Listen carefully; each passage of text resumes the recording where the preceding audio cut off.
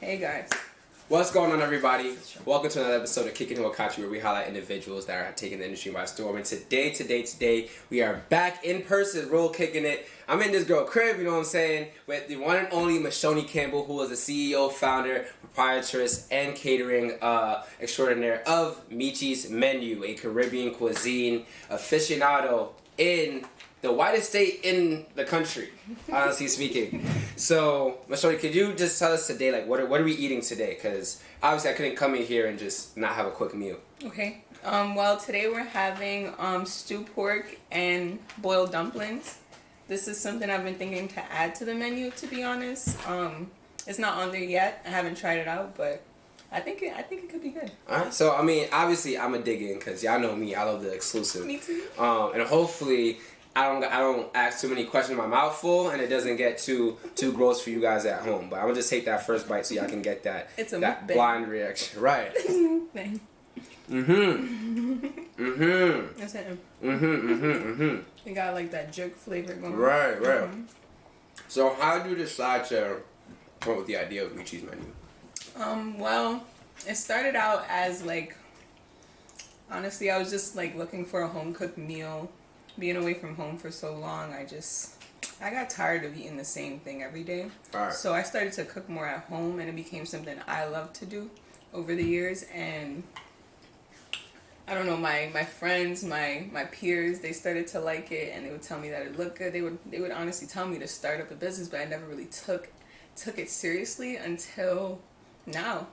Honestly, right. Yeah. So. And then in terms of like making the dishes, how did you learn? Like, was this passed down, like recipes, or do you have them written down somewhere? Like, how did you learn how to cook all these diverse like dishes? So it's definitely, I want to say passed down. Like even something like this is not something my mom would make. It's actually my stepdad's dish. This is like his like like this is what he liked to eat. Look like a man food, you know? Right, okay. Like man food. But like this was his specialty, and this is something I like to eat when I was there. So I try to figure out how to make it. It's definitely something that's passed down. So I would definitely call my mom and be like, Mom, like, what do I put in this again? Right. And then I would write it down. So I have like a recipe book going for myself. Like, so I don't forget. Like, right. Like mess up. I can't mess up. We won't mess up here. And then coming into like, right, being born in Jamaica and then coming to America and then being in New York is obviously very like diverse. There's a lot of Caribbeans there. So it's not hard to, find someone that looks like you. And then you come to Vermont, right? Where's the culture shock there where you're not even the option of buying this food? Like, what was that like?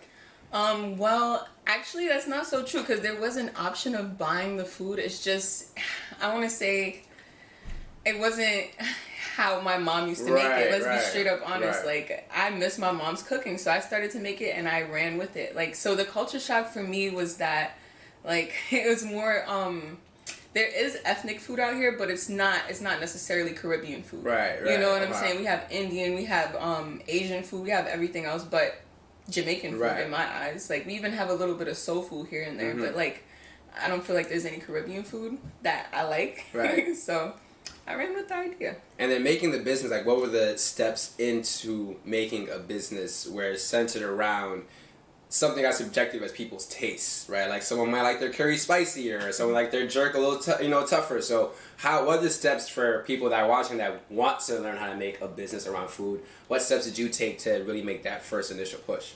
I kind of went to Instagram. That's been my method of advertising this. I feel like that was the best way to do it. I feel like I'm pretty active on Instagram in general. So like making this more of like my forefront rather than just being on Instagram. You see what I'm saying?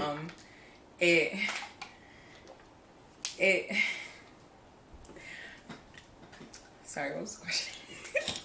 What sort of steps did you use to really legitimize yourself as a business and creating food? So yeah, I would say Instagram really helped me in that way. People found out about me, definitely. To make it legit though, I would say I really felt like it became something when I got the LLC. Like, I actually had to put money into, like, more money than I was actually putting into it. Right. And that felt like it felt real at that point. Right. Like when you start investing, it's like, okay, hold on, like, I gotta make this back. Yeah, exactly. I'm like, hold on a minute. Wait a minute. So that in terms of like being in Vermont and like not many people even being subject to Jamaican food as often as you were growing up, did you feel like maybe you were like jumping the gun or going into, you know, uncharted territory where you don't know if people were gonna respond to your food as well as they did? I feel like because of the increasing amount of people of color in Vermont, I felt like it would have been a hit. Right. Because when I came here, it wasn't like that. There was no one of color. But even then, I felt like it would have been okay idea. But that right there, I wasn't so sure. And also, I was just in school, not focused on this. I was more focused on school. Right. You see what I'm saying? Like, honestly, eating and cooking took a back burner. I had to study. Right, exactly. You know what I'm right. saying? You gotta go to the cab and get what they're going. You know what I'm saying? Like right. real quick, the grundle. That's what right, we called exactly. it. That's what we used to eat. But yeah. So I know that there's an increasing amount of black people coming to Vermont, and I see them all the time. Honestly, right. I'm driving around, I'm like, oh my god, there's more black people than I remember. Right. But so I feel like right now is the time for me to go ahead with something like this. And in terms of community, like you talk about, right? Like I know you worked with a local nonprofit where you're teaching kids how to, you know, cook jerk chicken and do Caribbean dishes like that. Like, does that also count in? Does that also affect like how you push this forward? Like, oh wow, not only do people want to buy this food, but there are even like young black kids and brown kids who don't even know that this food exists. Like, does that also become part of your mission to sort of educate people about Caribbean cuisine? I love doing that, especially kids, because I feel like that's a platform right there, because kids are gonna talk to their parents and be like, oh my god, mom, I just had this amazing thing today. You know what I'm saying? But also I don't know, I like interacting with children and teaching them something new, getting them excited. They love to cook. I know my little brother loves to cook. Right. You know what I'm saying? So like just going in there and being like, yeah, we're gonna make this, you know, and just having a team beside me. It's nice to have people that help. You got some not free doing it child by labor. myself, you know what I'm saying? It's not just me by myself. So that was cool. It was definitely fun, and they're helpful. And they're so good at cooking. I was so surprised. I'm like, yo, they could use knives. All they do is listen, like literally. They're such good listeners. Right. So it was such an easy time. Like, and I would say like you transformed your living home. You're supposed to be where, you know, you're here to unwind and come back from work and just relax, to basically a sweatshop for Caribbean food. Like, so what is the obstacles or sort of challenges that you face in sort of, you know, cooking, packaging, distributing, shipping, and just building your business by yourself?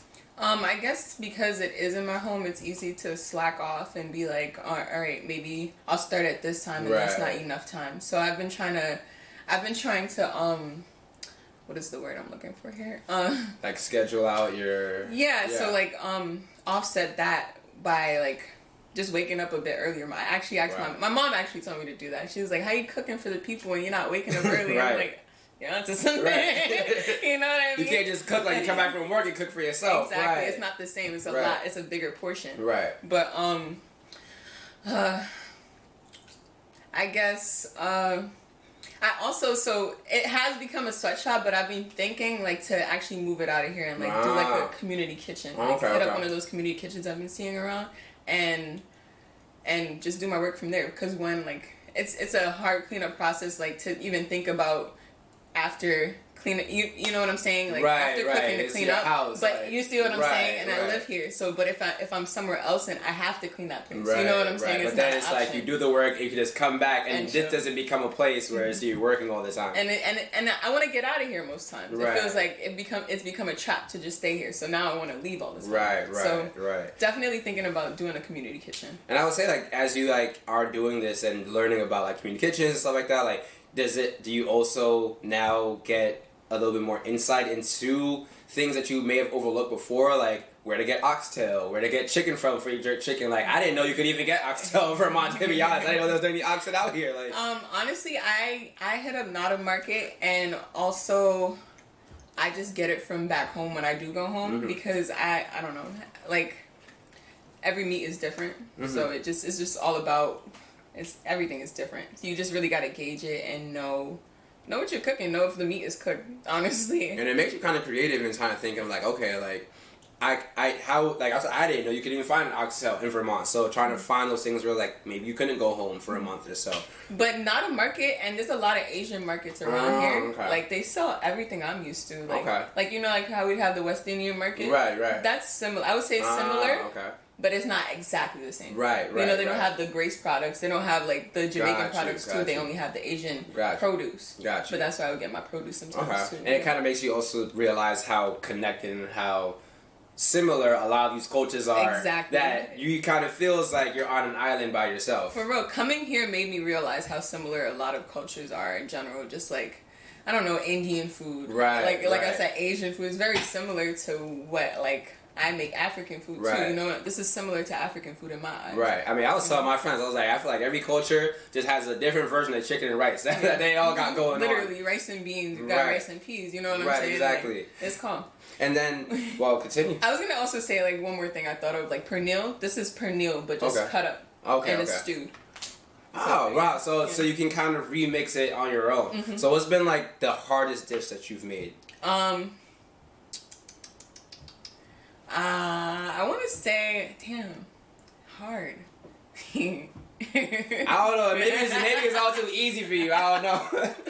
I want to say because I don't make fish as often. That's probably my I'm like when I do get into it, I make it fine, but I don't have that much experience with fish, and I don't like how easy it is to break apart when I'm cooking it. So I just shy away from it, but I do know how to make it. I like to fry fish for sure. Okay. Fried fish is one of my favorites. I don't like steamed fish, so you probably won't see me making it a lot, but I could. You know what I'm saying? And then what's been like your favorite dishes you've made? My favorite dish has always been oxtail. It'll always be oxtail. And she's an island gal. You know what I'm saying? She's an island gal. Like, you feel me? Like it's just what it is. Like since I was a kid, that's been my favorite dish. So I had to figure out how to make it. Like there was no option. What do you think is the best dish the favorite dish that people have asked you to make? Oxtail. Really? Mm-hmm. Oh my god, I'm a curry chicken guy, so okay. I like the Michi's menu curry. I like the stewed pork too. If y'all ain't see me munching down, but the curry chicken is elite as well. Thank you, appreciate you. So then, what's next? Like, what can we expect from Michi's menu? Well, I'm trying to open up the next day actually, so I'm thinking of Wednesdays doing I was thinking Rasta pasta Wednesdays, but instead of doing that, I'm thinking just pasta Wednesdays. Okay. Because I do a lot of pasta dishes, so I'm thinking maybe having Rasta pasta, like chicken Rasta pasta as an option, and then also having pasta salad as an option, but with chicken, fried chicken, because that's not too hard to make. Okay. You see, and that's an easy day for me. So now, well, first of all, she already talked about it's a trap in here, and she just be sweat shopping for the Sunday meals that she got going on. It's a sweat shop. And then she was like, let me add another one onto it too. Because it's not that bad, and I feel like I have enough time to. And I just feel more comfortable doing it now. It's not as difficult as when I started, for sure. Right. Yeah, so definitely opening up another day. It makes sense. And then what do you do, I mean, now that you've kind of transformed your home into the place where you work, what do you do to kind of center yourself and de-stress when you have all these orders coming in, people sending you all this stuff for food and this and that? What do you do for you? De-stress? Yes. I don't de-stress. Oh my God. I'm joking. So honestly, I'm really into self-care, so that's really how I de-stress. You see the nails. You feel me? But that's my main method of I don't know, I just like to take care of myself and my skin, and that's how I feel good at making sure I get to sleep on time. That's so important. That's something I'm not doing, even now, but because of the stress, you know what I'm saying? But that's good. Self-care is very important to me. That's good. You know what I'm saying? That's how I keep it together. Well, thank you, Michoni, for an amazing meal. You ain't eat because you're used to this. I gotta talk. No, this shit's fire. But it's good. It's good and it's good. That's all I'm gonna say. All you can say is good. You know it's not good. It's good. It's good. But thank you so much for letting me into your home and giving me this wonderful meal and just kick it with me that. This is awesome. This is great. Hit me up for catering, man. I cater birthday parties, little kid events, everything, anything.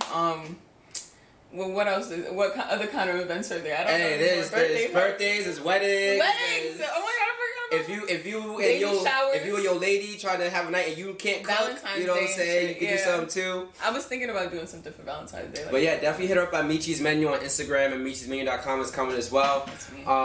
Michoni, thank you so much for kicking with me one more time. Thank you for having me. And you guys can check out this interview at the DC Voice on Instagram and YouTube. Check me out at Kachi.theanalyst on Instagram.